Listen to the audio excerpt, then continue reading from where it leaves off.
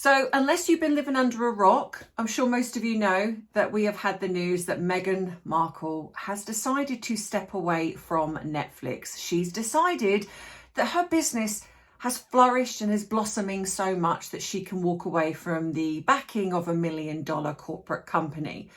So I'm sure most of you are thinking, is there more to this? Well, yes, let me tell you there is.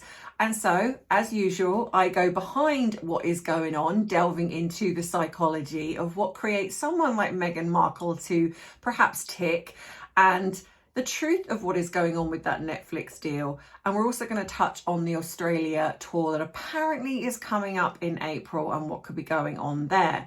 So if you like these style of videos where it's not just regurgitating what is in the mainstream media or on social media, it's delving into things a little bit deeper to uncover the truth. And if I've grabbed your attention thus far, then, well, maybe you'll stick around for the rest of this video. So go grab your drink, whatever that may be, sit back, relax as we get into some tea, truth with a touch of therapeutic psychology.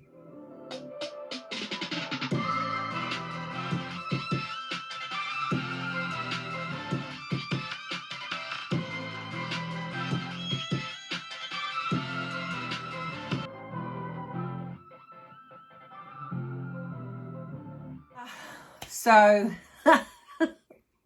hands up, who had a chuckle when they saw, when this first come out, that apparently Netflix has decided to step back from Meghan. Meghan has decided to go it alone because her business is blossoming so much that she just feels that she can go on her own now. And I saw some of these media posts coming out.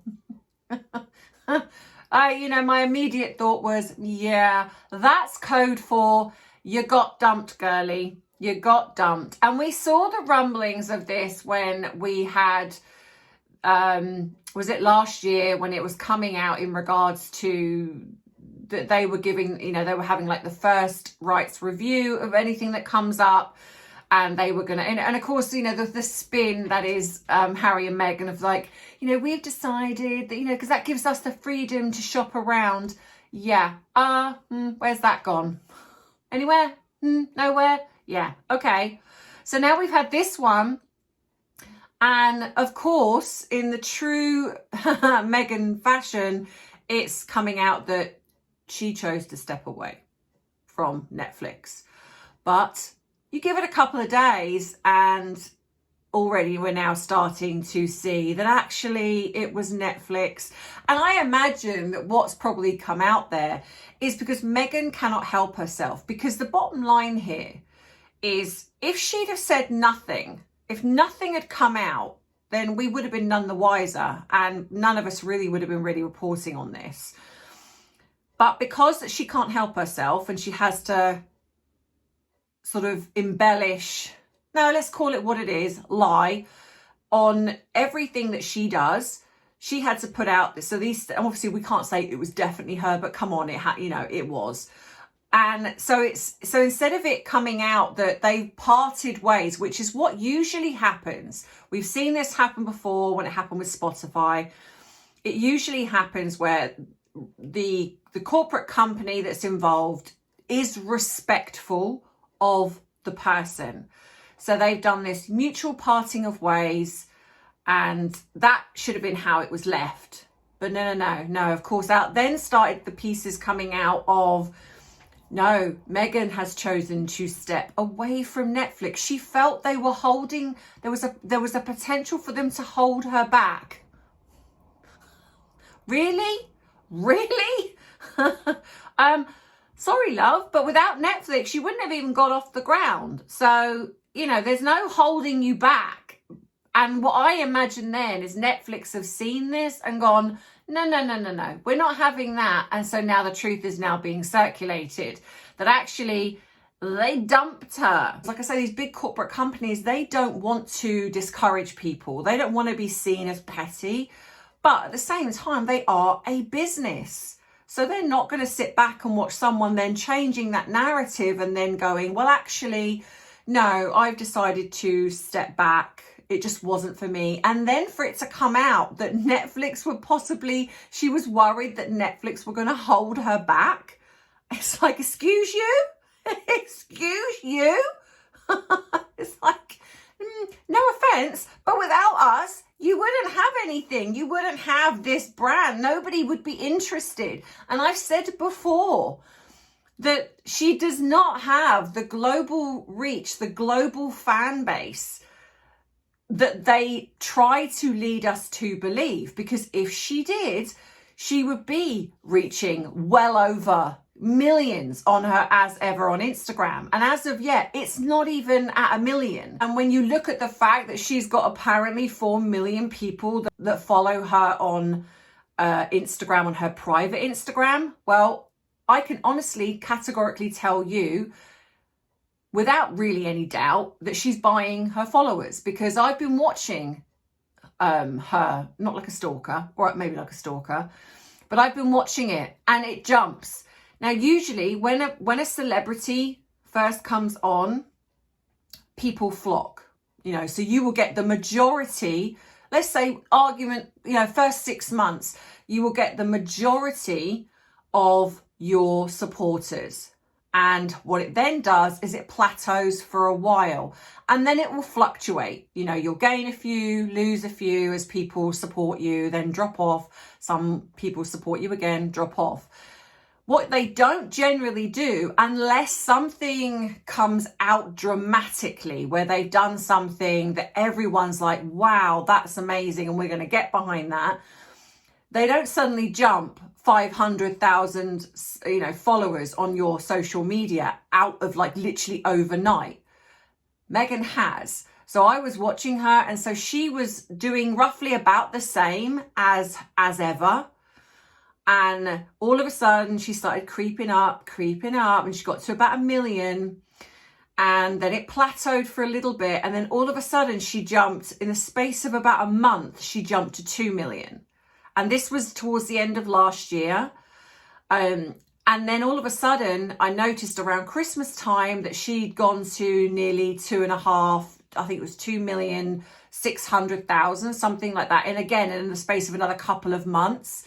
Then we hit January and she was over 3 million.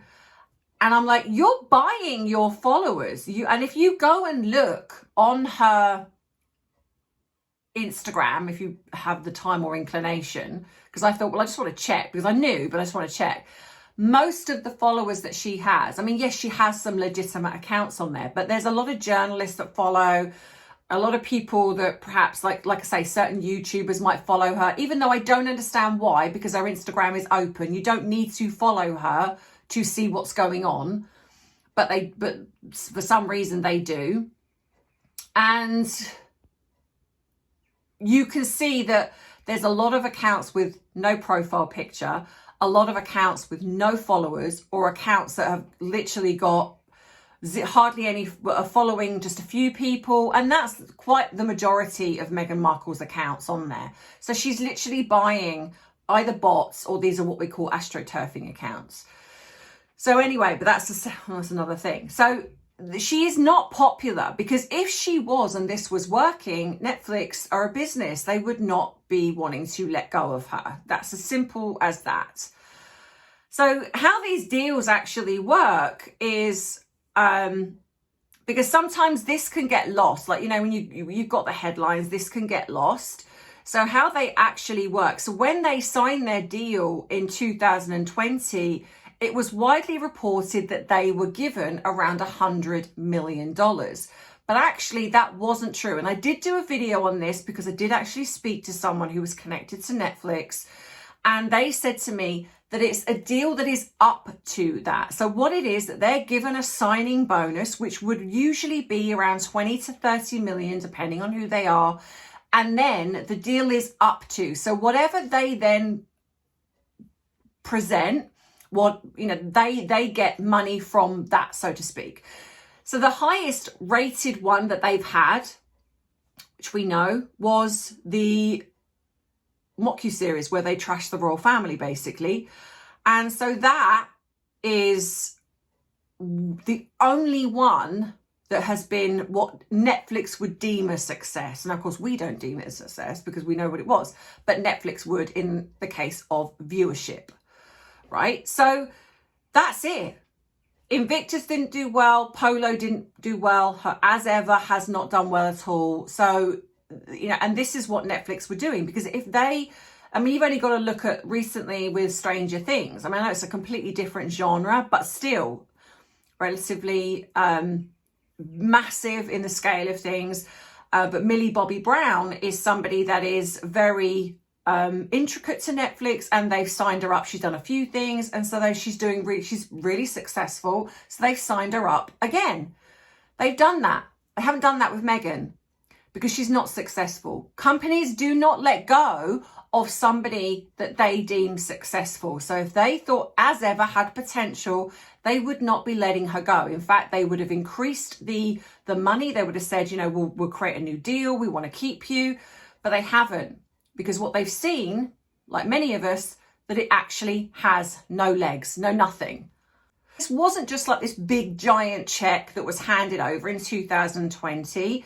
They would have, like I said, they would have had a signing bonus. And then you've also then got to take into the fact that there's budgets, there's things that the money would have to go towards to create whatever it was that they were creating. Like when you look at As Ever, you know, when this is positioned as really, you know, we've done season 1, and then this is a really so successful. We got season 2. But actually, as we know, it wasn't. It was recorded back to back, and it was split into 2. So then they then thought, right, well, we'll do the seasonal one, because they at least gave her that. That didn't do well either. So then it's like, right, okay, we've done 2 seasons now. Nobody's interested. The backlash is horrendous. People are not even hate watching, which is which Netflix don't particularly care about. You know, if you watch, as long as you watch and there's a view, they don't care how you do it, which was why the Mock-You series was successful, because people tuned in that didn't even like Meghan, but they tuned in because they wanted to know what was going on. So in a sense, classed as hate watching. I don't like the term, but that's what they class it as. And then you've got Spotify. So you've got Spotify, another example. And you have the fact that these two have, in a sense, what they do is they are being signed on who they are. Now, let's be clear here. There is no way that Meghan would have been signed as just being Meghan, because if that was the case, before she married Harry, she would have had the Netflix deal, the Spotify deal, Lemonada, whoever. She would have had all of that, but she didn't. She married Harry. This is how she got the deal. But the problem you have is that these two, they do not deliver. They put in this minimal effort to create some engagement, and then that's it. There's no follow through. And so in the way we would look at this, we'd see them quite lazy. But actually, when you're looking at this from the business perspective, you've got one season that doesn't really do that great. It's not the worst, but it doesn't, well, saying that, it, you know, was it whale noises actually trumped Meghan on a spot podcast. But anyway, and then of course you then get, like I say, is the fact that Harry and Meghan just cannot keep quiet. They cannot just have it as we've parted ways. They have to then say, well, actually, we decided that it wasn't the right fit for us. It's like we didn't quite like them. And of course, this is going to anger Spotify. It's going to anger someone like Netflix, because they're just like, hang on a minute, you know, we've been gracious here, and you've just gone out and basically said that we're holding you back. And so, of course, then the truth starts to come out, like they were called grifters after the Spotify debacle. And now this. So the pattern here is, and I'm not the only one that's seen this, the pattern is that they put all of this fanfare up front. You know, she's getting her, you know, on the podcast, she's getting it on, is it Times Square billboard and things like that. It's like, it's like all she cares about is the attention. So she gets this global attention, same as Harry. I mean, to be fair, Harry's already had global attention. Meghan hasn't up until this. So she gets this global attention. And then it's just like, well, we don't need to deliver. They've got a signing bonus, which is like I say, 20, 30 million. And that's just kind of it. And then they coast and they get other people to do the work for them. But it's not just that, they take ideas that are already established, like the As Ever. We've already seen that Pamela Anderson has done, you know, Martha Stewart. All of these people have already got well established programs where they talk about cookery, they talk about home. The difference being is that they put the work in. Meghan isn't interested in putting the work in. I mean, you've only got to look at As Ever. One skillet pasta, that's already been done. You know, she's there chopping vegetables and doing this weird rainbow platter with a silly face, as if you're like a 5-year-old child. You know, all of these things have been, she's not offering anything new. You know, at least when you have other people that are talking about cookery, they're coming up with their own ideas. I mean, you've only got to look at Nigella Lawson. She would travel around the world to get, you know, ideas from different cultures, and then she would give them a little bit of a twist to bring, you know, from the UK. It's like I'm putting a little bit of a twist on this dish to create it sort of, you know, so it's, you know, like from the UK or USA or wherever. Meghan just takes what's worked from somewhere else and goes, well, I'm just going to do that, but I'm just going to rename it. I'm going to do the exact same thing, but I'm just going to rename it.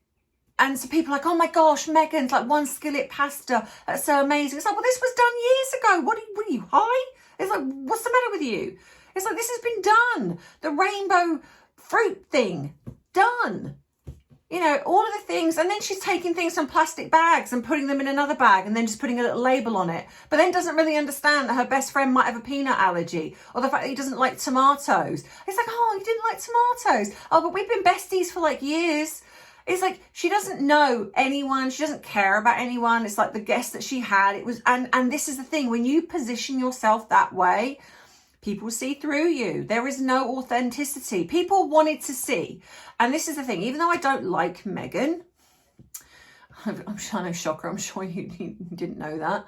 If she'd have done this, say, in their kitchen, if she'd have shown herself making mistakes, messing up, if she'd have shown even Harry popping in and out, annoying her, and say the faux kids running in and out, you know, if this had been real, right? If this had been someone that was just a decent human being and authentic, just, you know, home life, I think people would have lapped that up. People would have been like, this is great. You know, we get to see what we don't get to see with the normal, you know, royal family. If Harry and Meghan had just been two decent people that decided to walk away from royal life and were like, you know what, we're just going to lean into being transparent, being open, not trashing their family, you know, just leaning into the joke of it all, then I think people would have lapped that up. That I think that she could have been very successful. But that didn't happen. So like I say, there is minimal effort where Meghan is concerned. And I think that this again is why I believe Netflix and everyone just just go. So I just want to say in the next video, actually is going to tie into this, because I'm actually going to look at their Mock-You series and break down a little bit of some of the problems that I saw, some of the things that I spotted, because I've never really talked about it. And if you want me to do a bit more of a deeper dive on their docu-series, if you're going to, force me to watch it, because I've only seen a few bits, but I've never actually really fully sat down and watched it to examine it. If you want me to, then I will, if that's what the majority want.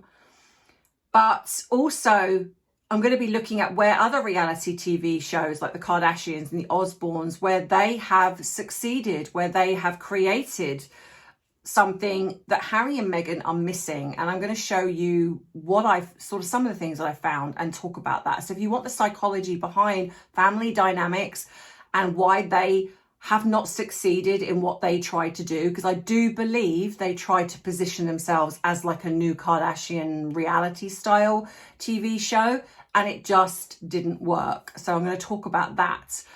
But anyway, if you don't want to miss that, then please subscribe to the channel. If you have enjoyed this and other type of videos that I do, then please like the video. If you want more up-to-date things that are going on in social media, where I look at what's going on, the truth, and analysing things, then please head across to Bite Size Tea. The link is at the end of this video. Oh, I'm not going to lie. I am really suffering with my menopause right now. I know people don't like it when I talk about it, but do you know what? I don't care, because it's part of my life when I'm doing these videos and I'm trying to work, and my brain fog. It's why I've had to have notes. I know most of you might have noticed the fact that I have my notes in front of me a lot more now. I'm struggling to cope. I am so tired. I'm fighting to keep going, where I'm trying to, because I work full time and then I do this as well. I'm so tired and my brain is just not functioning on all cylinders. And I'm having a hot flush as we're talking. So yeah, fun times. Fun times.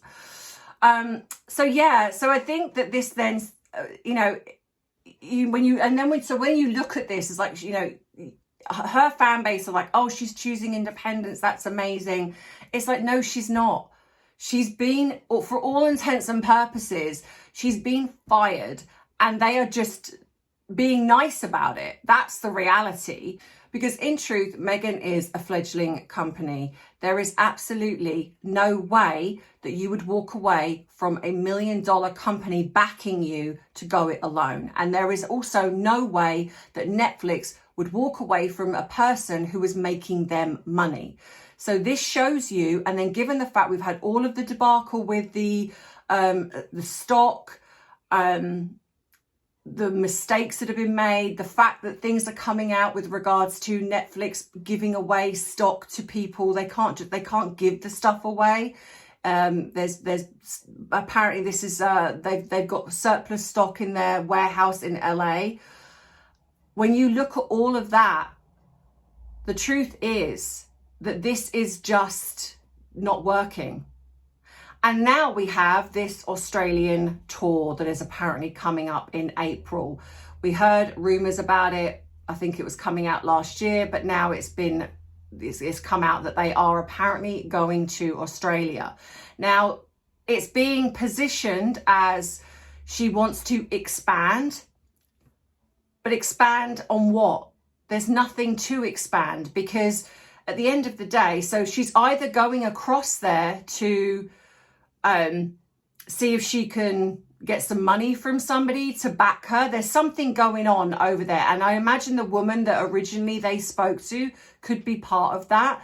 But again, I've said this, they are attempting to groom Commonwealth countries. These two are trying to undermine the British royal family. I will take that to the bank. Sorry, there's a scratch on my desk and I'm actually a little bit annoyed about that. But I will take that to the bank. Even though they've got no power to actually do anything, whereas the royal family, they have in that sense, they haven't. So I don't know exactly what they're doing to garner these tours, etc. Because apparently they're only going over there for a few days. Again, the faux kids are not going. So these poor kids, if you're going to believe they're real, which people know my thoughts on this, but it's the fact that nobody calls them out on the fact that, again, they're leaving 2 young children behind when they don't need to.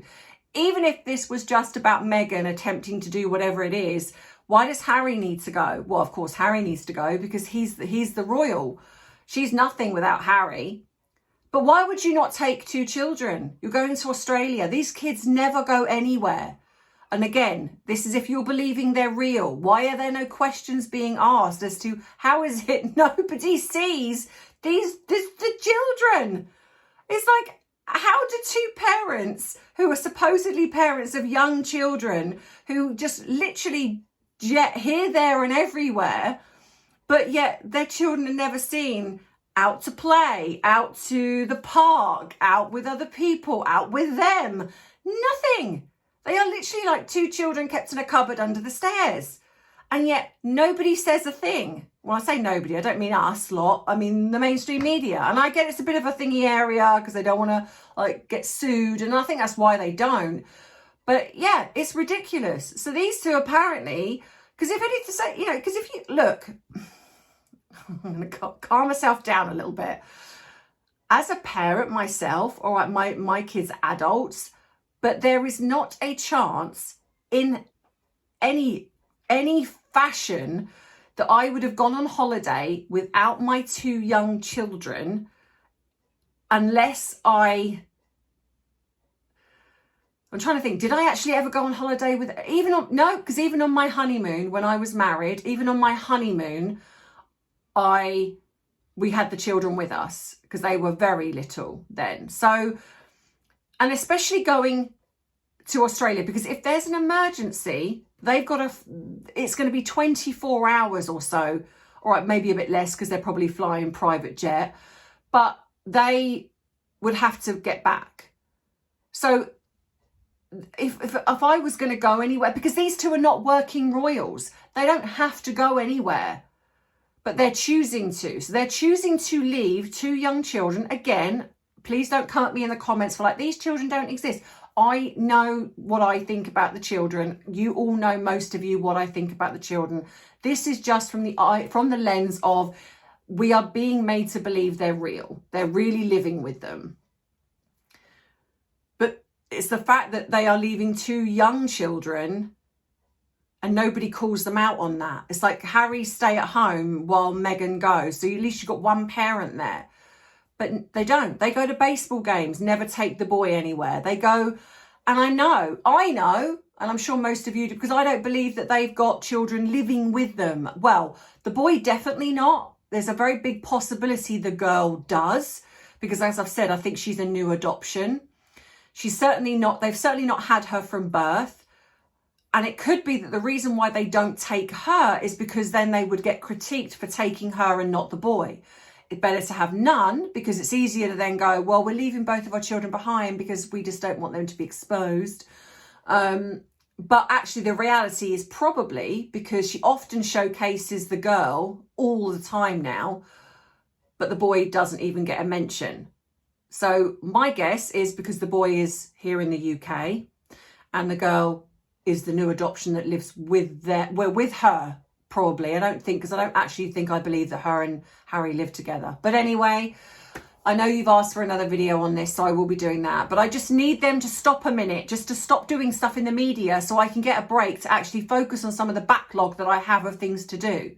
But anyway, so let me know what you think in the comments. What are your thoughts? Aside from the children, because I mean, I know most of you have given me your thoughts on that. So do you believe that Meghan has decided, her ego is that big that she's decided to step away from Netflix and go it alone? Or do you believe, as I and some others do, that actually Netflix dumped her? Discarded, goodbye.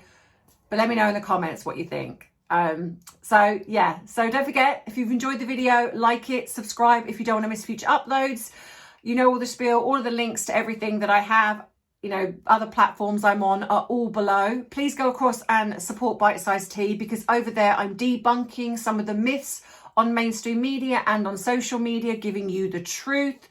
So if you want facts, not gossip, then go over there, because that's where it's going to be. And I'm also keeping up to date, trying to, with what else is going on in social media. But also asking you to come and have your say. Let's build a debate over there online, neutral base, where you can come and have your say on what you think is going on in the world. So that's it. As always, don't forget that I love you, I appreciate you, but most of all, I respect you. Take care. Bye-bye. Mwah.